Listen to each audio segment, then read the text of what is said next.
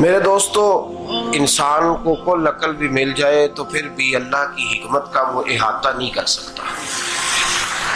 رب کریم کو زیادہ پتہ ہے کہ ہمارے لیے کون سی چیز بہتر ہے اور کون سی چیز ہمارے لیے نقصان کا باعث ہے۔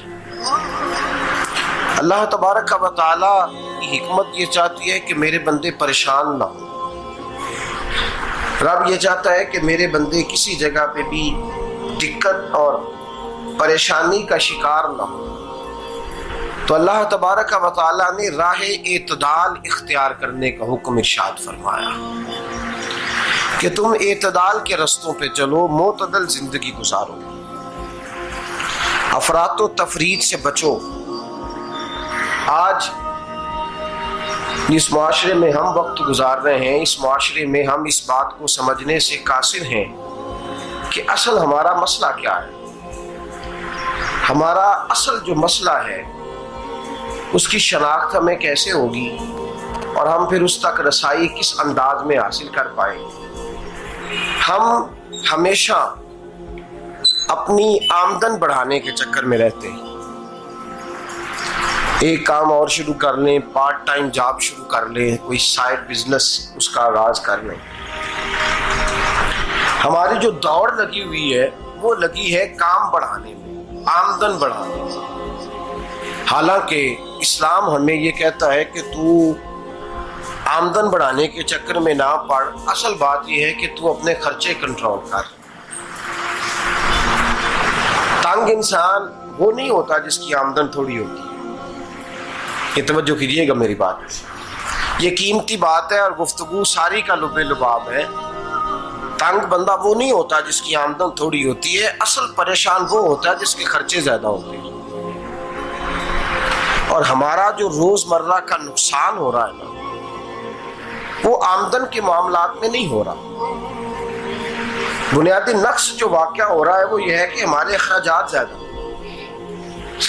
اور وہ اخراجات کسی اور نے نہیں بڑھائے، وہ خرچے ہم نے خود بڑھا لیے ہیں اور اب ہمیں اس کا نقصان بھگتنا پڑ رہا ہے۔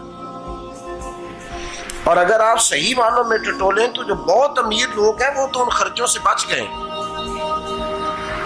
میں نے بہت سارے ایسے ختمات میں شرکت کی ہے، میں بہت ساری ایسی جگہوں پہ گیا ہوں کہ جہاں لوگوں نے بڑا مختصر سا ختم دلایا ہے تو ہو گیا ہے ختم۔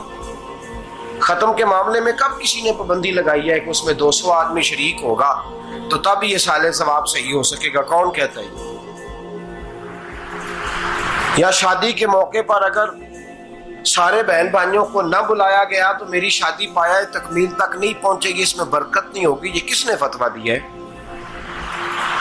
معتدل زندگی کا اسلام حکم دیتا ہے۔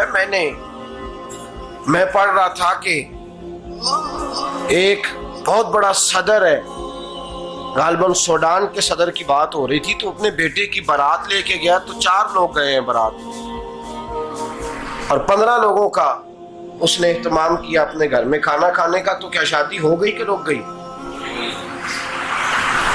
تو بھائی راگ الاپنا اس بات کا کہ بڑی پریشانی ہے، کوئی سائیڈ بزنس شروع کیا جائے فلان جگہ فلان جگہ فلان جگہ، تو اصل معاملہ یہ ہے کہ پہلے ایک بندہ کماتا ہے تو پھر بھی گھر ہی چلتا ہے، پھر بڑا بیٹا ساتھ شامل ہوتا ہے تو پھر بھی گھر ہی چلتا ہے، پھر منجلا بیٹا شامل ہوتا ہے تو پھر بھی گھر ہی چلتا ہے۔ جو رونا دادا جی رویا کرتے تھے کہ بڑی مصیبت ہے، بڑی مشکل ہے، گاؤں میں رہ اکیلے ہوتے تھے اور وہ 5 بچوں کو اور 4 بچیوں کو وہ پالتے تھے، تو جو وہاں پریشانی تھی وہی آج پریشانی شہر میں آ کر پڑھ لکھ کر موٹی تنخواہ لے کر وہی پریشانی ہمیں ہے۔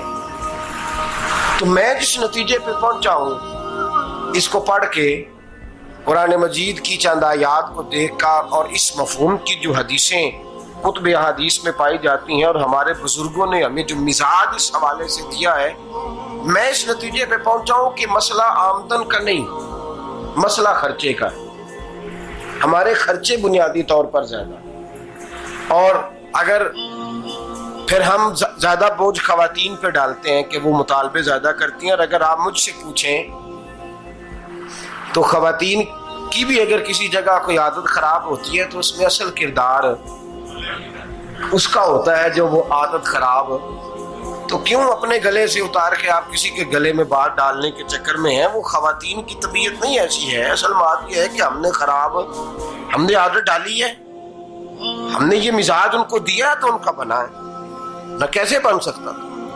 تو اعتدال جب تک زندگی میں نہیں ہوتا, پانی پیاس بجھاتا ہے لیکن ایک گلاس ہی ہو تو پیاس بجھاتا ہے, بالٹی کو منہ کو لگائے گا تو کپڑے بھگو دے گا اس کے. حالانکہ پانی بری چیز کا نام نعمت ہے نا بہت بڑی اللہ کی, لیکن پیالے میں ہی اچھا لگتا ہے. کوئی مٹکا منہ کو لگائے گا تو تانگ ہوگا, پیالہ ہی بہتر ہے اس کے لیے. تو میرے دوست, مٹکے سے بھی بعض اوقات کام چل جاتا ہے, لیکن اگر کوئی کہے نہیں مجھے دریا ہی چاہیے تو اس کا تو گھر بہ جائے گا, سارا گھر بہ جائے گا اس کا. ہمیں دریا قابو کرنے کا موڈ بنایا ہوا ہے تو اس سے گھر بہا کرتے ہیں, اس سے گھر بنا نہیں کرتے.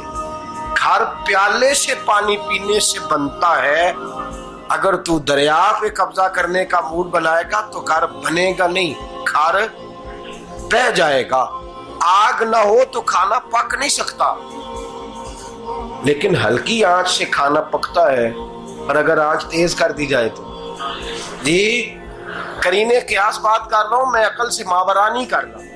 قرینے قیاس سمجھانے کے لیے مثالیں دے رہا ہوں. ہلکی آنچ پہ کھانا پک جاتا ہے اور آگ تیز ہو تو کھانا جل جاتا ہے.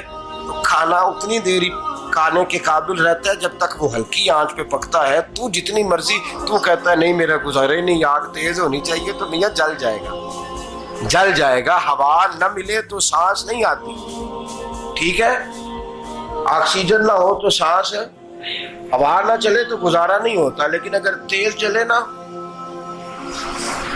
اگر تیز جلے تو تیز چلے تو آندھی اور طوفان بن جائے تو چھتیں گرا دیتی ہے, جانیں لے لیتی ہے. ہم ہیں طوفان کے چکر میں, ہم ہیں دریا کے چکر میں, ہم ہیں بڑے لاؤ کے چکر میں. تو میاں ہلکی آنچ ہی اچھی ہے, یاد رکھ. اور ایک گلاس پانی کا اعتدال سے ملتا رہے تو وہی ملتا رہے, ضرورت کے وقت وہی بہتر ہے. تو پورے دریا پہ قبضہ کرنے کا پروگرام نہ بنا, تانگ ہو جائے گا. اور میرے عزیز یاد رکھ, ہوا سانس لینے کے مطابق ملے تو وہی اچھی ہے, جو سانس بند کرنے پہ آ جائے وہ ہوا اچھی. ہم نے چکر چلا لیا ہے کہ زیادہ پیسہ, راتوں رات پیسہ, لمبا پیسہ, یہ پلاٹ بھی میرا, وہ پلاٹ بھی میرا, گجرانوالا بھی, گجرات بھی, لالا موسیٰ کھاری اور پنڈی تک جہاں میں جاؤں میرے نام کی تختیاں لگی ہوئی ہونی چاہیے. اسلام منع کرتا ہے.